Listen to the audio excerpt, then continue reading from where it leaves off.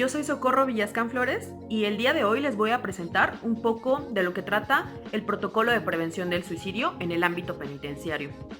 Las personas que pierden su libertad están propensas a experimentar cambios emocionales, afectivos y en el estado de ánimo. Estas mismas pueden presentar situaciones de estrés, crisis, incluso pueden llegar al suicidio. Si bien no todas las personas privadas de la libertad llegan a consumar el suicidio, es importante y cobra relevancia debido al riesgo institucional que éstas representan. De ahí la necesidad de conocer, identificar y detectar oportunamente lo que sucede en esta población.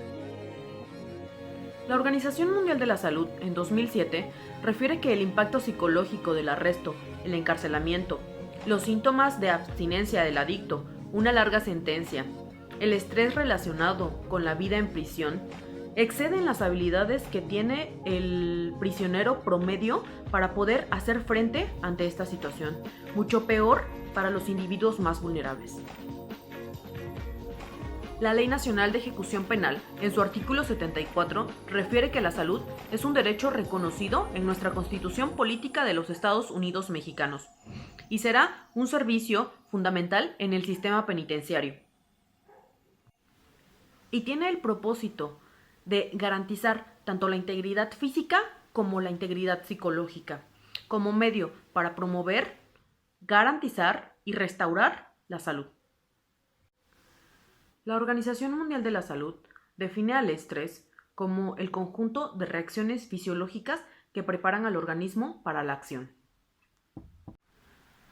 Otra definición de estrés la tenemos de Hans Selye, quien define por primera vez al estrés como una respuesta biológica inespecífica, estereotipada y siempre igual ante el factor estresante, mediante cambios en el sistema nervioso, endocrino e inmunológico. El hecho de ingresar a prisión representa uno de los eventos que implica mayores cambios en el ajuste y esfuerzo de adaptación para una persona, el cambiar toda su vida y estar en hacinamiento, todavía no sabemos qué tiempo, pero es uno de los que mayor impacto representa en la vida psíquica de una persona. Algunas investigaciones que se han realizado con personas privadas de la libertad arrojan algunos resultados que encontramos en donde las personas privadas de la libertad presentan mayores índices de estrés al hacinamiento en las primeras semanas. Por tanto, existe mayor riesgo al suicidio de las personas privadas de la libertad. Existen otros componentes que detonan o se van mermando en la situación de estrés de las personas privadas de la libertad. Estas son dos: las que son asociadas a la condición de internamiento y las que son asociadas a la propia condición penitenciaria o a la situación jurídica. Dentro de las primeras vamos a encontrar que son propias de la privación de la libertad.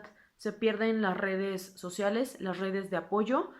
Existe una pérdida también cognitiva debido al estrés que produce estar preocupados por la familia, ya no los ven con tanta frecuencia, obviamente, el propio hacinamiento que produce en el psiquismo de un sujeto y también la pérdida de la privacidad dentro del sistema penitenciario. De acuerdo a las asociadas a la situación jurídica, bueno, pues si están ahí en prisión preventiva o si tienen una sentencia firme. Incluso cuántos años son de condena si ya se ha dictado una sentencia condenatoria y cuántos años va a estar en prisión o en el sistema penitenciario, incluso la violencia que puede sufrir tanto institucional como de los propios compañeros de internamiento o las otras personas privadas de la libertad que se encuentren en algún módulo o en alguna estancia con esta persona.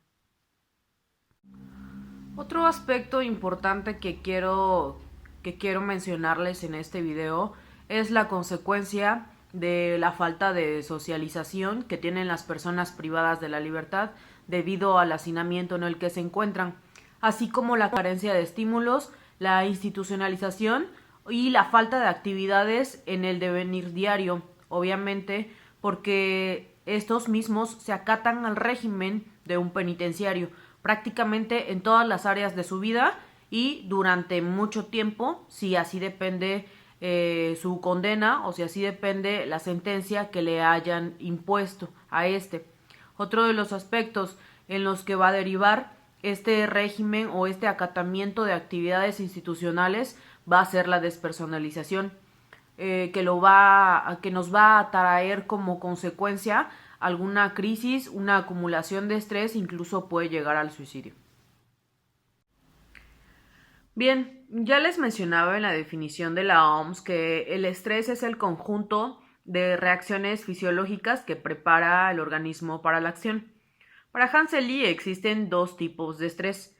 El eustrés, que es el bueno, que es saludable, en pocas cantidades es necesario para nuestro cuerpo, nos adapta para las situaciones que son complicadas y también nos da ese empuje para emprender nuevos retos o para sopesar algunas situaciones difíciles de nuestro actuar diario. Es saludable y también es necesario, hay que recalcarlo, en las cantidades pequeñas o en las cantidades óptimas que requiere el organismo. Por otro lado, tenemos al distrés, que este no es nada saludable, se acumula, es dañino para el cuerpo, lo envejece, afecta a estructuras cerebrales como el hipocampo y es factor o detonante para ciertas patologías, ya sea mentales, incluso también físicas. El estrés no llega por sí solo.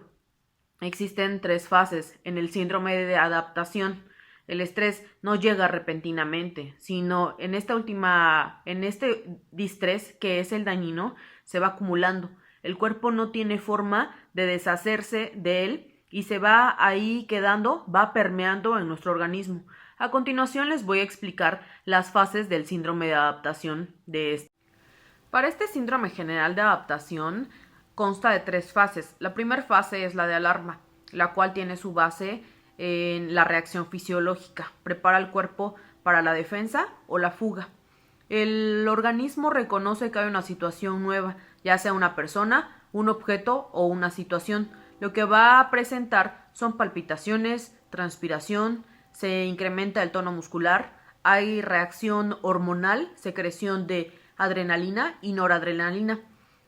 También existe o se incrementa la fuerza física, es decir, el cuerpo está preparado para una posible reacción. Esta es la primera fase. Nos vamos a encontrar que en la siguiente fase es la denominada fase de resistencia. Aquí vamos a encontrar cambios tanto físicos como psicológicos. En los cambios físicos existen problemas estomacales, vértigo, palpitaciones, sudoración excesiva, en tanto los físicos. Rigidez en la zona maxilar, en la boca, existe tensión muscular en hombros, cuello y espalda. Para los cambios psicológicos son alteraciones en la alimentación, en el sueño, puede existir adicciones tanto al tabaquismo como al alcoholismo. También va a alterar sus relaciones interpersonales, familiares, sociales, empieza a presentar ciertas equivocaciones y deficiencia en las funciones mentales superiores, es decir, hay errores, comete errores que usualmente no cometía. Al prolongarse esta fase de resistencia, surge la tercera etapa, que es la fase de agotamiento, en donde el organismo cede ante este estrés que se ha acumulado y se ha vuelto crónico. Algunos de los aspectos que nos vamos a encontrar son físicos y se han agudizado en el organismo del sujeto, mostrando irritabilidad crónica, apatía, puede haber úlceras, puede haber hipertensión o migraña. También vamos a encontrar que se han consolidado algunos trastornos psicológicos, algunas patologías, ya que son graves. En estas podemos encontrar algunas del estado de ánimo, falta de seguridad, apatía, vamos a encontrar irritabilidad crónica, falta de atención y memoria. Incluso estas pueden desembocar en cometer algún homicidio, incluso puede llegar a cometer aquí en esta fase el suicidio de la propia persona privada de la libertad. A lo largo de nuestra vida existen muchas crisis que van a irrumpir ya sea de forma esperada o inesperada. Existen dos tipos de crisis, las esperadas o también las llamadas etapas del desarrollo. Estas van pasando conforme va transcurriendo la vida de una persona. Y las que son inesperadas son aquellas que llegan abruptamente y que irrumpen el devenir diario de una persona. Generan más estrés y generan más impacto en la vida psíquica de una persona. ¿Cómo es que vamos a afrontar una crisis? Bueno, pues si ha habido una previa, cómo se han vivido las crisis anteriores, si se han tenido o no estas crisis o estas etapas, cómo se han desarrollado o cómo se ha salido a flote de estas y también las propias habilidades que tiene la persona, si existe resiliencia o también las redes de apoyo que podemos encontrar en amistades, en familiares, en el trabajo, entre otros. Kaplan y Erickson nos dicen que las crisis son entendidas como respuestas a la irrupción de la homeostasis o el equilibrio de un sujeto o del psiquismo de una persona. Por lo tanto, no cuenta con los mecanismos habituales y no puede restaurar ese equilibrio del que ya venía. Para todo esto, no se cuenta con las respuestas cognitivas, emocionales, conductuales y biológicas para poder hacer frente hacia una crisis. Durkheim define a la crisis como el estado de conmoción que ha sufrido o sufre un gran shock por lo que está pasando el individuo, en donde no cuenta con las respuestas habituales, es decir, ni la familia ni el sujeto ha vivido una experiencia de este tipo, en donde supera las respuestas posibles que se tiene. Es un estado de conmoción, de gran shock, es muy fuerte, en donde no ha tenido una experiencia, es decir, la crisis está superando tanto a la familia como al individuo. Todas las personas que ingresan a un centro penitenciario federal son susceptibles a presentar estados de crisis, no solo durante su ingreso, sino también durante su internamiento. Algunos otros factores que detonan los estados de crisis son el síndrome de abstinencia a sustancias tóxicas o adicciones, que lo vamos a encontrar con alucinaciones, psicosis, temblores, angustia. También vamos a encontrar el rechazo por parte de la familia nuclear. Vamos a encontrar ahí tristeza, angustia, depresión. Vamos a ver también que otro de los detonantes para estos estados de crisis son las notificaciones jurídicas desfavorables, el auto de formal o la sentencia, y ahí vamos a encontrar un poco también factores depresivos, angustia, tristeza, factores en la alimentación. Va a haber cambios emocionales en el estado físico y mental de la persona privada de la libertad. Va a haber enfermedades también. Otro de los detonantes es el abuso o el acoso físico, emocional y sexual por parte de las personas privadas de la libertad. Y aquí podemos encontrar agresiones hacia compañeros, riñas, incluso autoagresión. Vamos a encontrar también como otro de los factores el traslado hacia otro centro penitenciario federal, porque ahora es un nuevo reingreso en un ambiente en donde ahora es desconocido para él. Hay que recordar que estos cambios los podemos identificar en el cambio de rutina, que son conductuales, afectivos, emocionales y biológicos, y también físicos. En el aspecto físico se puede notar que puede llegar a presentar un estado de crisis, o la persona privada de la libertad está en un estado de crisis. Hay que identificarlos. Estos estados de crisis van a tener una duración de 1 a 4 horas. Lo más característico es que presentan una visión de túnel. Posteriormente a este periodo va a haber un reajuste gradual, va a ser poco a poco, y también va a ser una resignificación en esta nueva noticia y va a adaptar estos factores detonantes a su vida en el centro penitenciario. Ahora, vamos a encontrar que estas crisis se pueden prolongar. Vamos a encontrar autoagresión por parte de la persona privada de la libertad. Podemos encontrar que se hieren diferentes partes del cuerpo. Estas heridas pueden ir desde leves hasta letales. con algún mobiliario para que se lleve a cabo la autoagresión.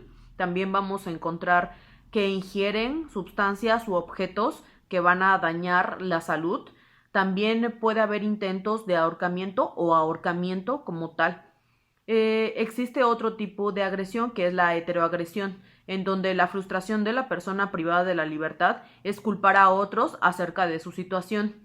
¿Qué es lo que podemos hacer cuando algo o alguna situación como esta se presenta? Bueno, pues para empezar vamos a asegurar o a tener el control de esta situación. Vamos a actuar si tenemos conocimiento en primeros auxilios, los vamos a llevar a cabo. También vamos a hacer un reporte por escrito y no vamos a dejar a la persona privada de la libertad a la deriva, es decir, vamos a estar en todo momento hasta que se pase esta crisis y mantener la salud o a salvo a esta persona privada de la libertad. Bien, ¿y qué entendemos nosotros por suicidio? Bueno, pues la OMS declara que es la acción deliberada de una persona con resultados esperados que son letales o es la muerte. También entendemos como suicidio la agresión autoinfligida con la intención de morir o el deseo de morir de una persona. El suicidio no es una cosa común, sino es algo grave, ya que cada 3 segundos se presenta un intento de suicidio y la consumación del mismo cada minuto. Esto en una población general. Para las poblaciones o los escenarios de los centros penitenciarios, esta condición se agudiza. Hay demasiados intentos suicidas por parte de la población penitenciaria. Nosotros tenemos como condición ser garante de la salud y resguardar la salud de todas las personas privadas de la libertad. Si esto no se hiciere, nosotros podemos incurrir en acciones legales o en una impugna legal debido a estas omisiones o hacer algún comentario en donde está llamando la atención. Es una cuestión seria y es una cuestión muy común en los centros penitenciarios. Algunos intentos de suicidio los podemos caracterizar por el intento de ahorcamiento o el ahorcamiento. También vamos a encontrar el consumo de drogas, la desposesión, es decir, que se empiezan a desprender de cuestiones personales o de objetos personales, las riñas, las autoagresiones, como ya les mencionaba. También vamos a encontrar que hay una inactividad o una pérdida o alteraciones en el comportamiento alimenticio, también en el comportamiento habitual. En algunas cuestiones de sueño vamos a ver que se pasean por un lado a otro. También estas cuestiones las vamos a identificar que rebasan o son alteraciones en el comportamiento físico, emocional y psicológico de una persona privada de la libertad que intenta o pretende un suicidio. Entonces vamos a tener estos indicadores que nos van a dar cuenta de que hay una idea o hay una rumiación. Incluso existen verbalizaciones por parte de las personas privadas de la libertad de querer quitarse la vida. Bien, las personas privadas de la libertad, mujeres, tienen mayor tendencia a presentar algún intento de suicidio, a diferencia de los hombres que ya tienen una sentencia firme o una sentencia establecida. Así también como tienen las mayores tasas de enfermedades mentales graves. Hablando de los jóvenes, estos tienen una afinidad muy cercana al personal penitenciario. Cuando se separa ese personal penitenciario o se les aísla, tienen mayor probabilidad de tener un intento suicida. Entonces, estas son las dos poblaciones un tanto vulnerables dentro del sistema penitenciario. Los suicidios normalmente son por ahorcamiento, se llevan a cabo por ahorcamiento y generalmente son durante el tiempo en donde no hay tanto personal, tal vez en las noches, los fines de semana, y estos se llevan a cabo cuando las personas privadas de la libertad se encuentran en aislamiento o están en estancias segregadas. El proceso del comportamiento suicida está conformado por la idea de autodestrucción. Lo vamos a ver en amenazas, en gestos, en intentos y también en el hecho consumado. Bien, el comportamiento suicida lo vamos a ver o a desmenuzar en una amplia gama de pensamiento. El primero que les quiero compartir es el deseo de morir. La persona privada de la libertad se expresa verbalmente su inconformidad y la insatisfacción del momento en el que se encuentre viviendo actualmente en un centro penitenciario, expresando frases como la vida no vale, vivirla, pues tengo ganas de morir y frases de este estilo. La ideación suicida es aquella en donde el individuo expone sus deseos de morir, pero sin un plan determinado. Cuando se le cuestiona cómo piensa llevar a cabo su suicidio, pues expresa no tener un plan determinado, sin embargo, su deseo es ese, el de acabar con su vida. Bien, la representación suicida se conforma por las imágenes mentales de suicidio sobre la propia persona. En la planeación suicida, el individuo ha elegido el método habitualmente mortal, el lugar en donde va a hacerlo y el momento en el que va a hacerlo. El riesgo de consumación del suicidio siempre va a estar latente en este ambiente penitenciario. Lo que nosotros podemos aportar es la observación y la atención continua a las señales que presenten las personas privadas de la libertad. Eso es lo que podemos hacer y de esta manera cierro el contenido que se refiere a protocolo de prevención del suicidio. Muchas gracias.